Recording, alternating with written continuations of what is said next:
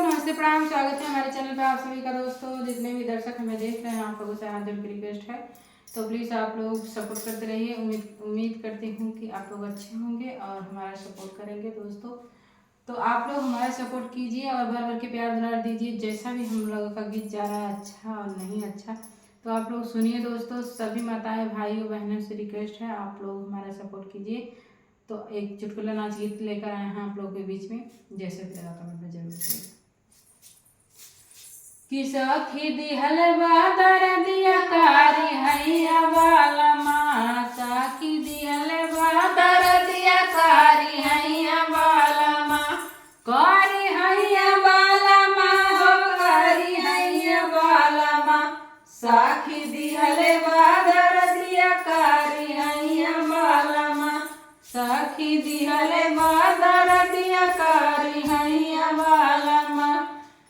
कि हरदी ले आओ पिया ननद से पिसावा हो, हरदी ले आओ पिया ननद से पिसावा हो, ननद से पिसावा पिया ननद से पिसावा हो।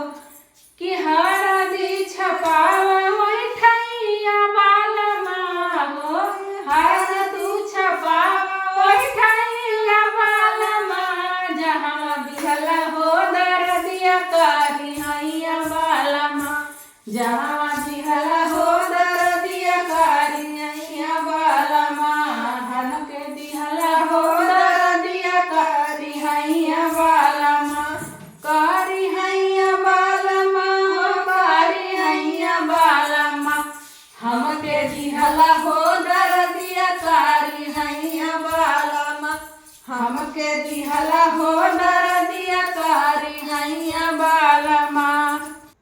कि नदी न पीस पिया जेठनी से पिसावा हो, जेठनी से पिसावा पिया जेठनी से पिसावा हो, नदी न पीस पिया जेठनी से पिसावा हो, जेठनी से पिसावा पिया जेठनी से पिसावा हो, तू हाँ लगा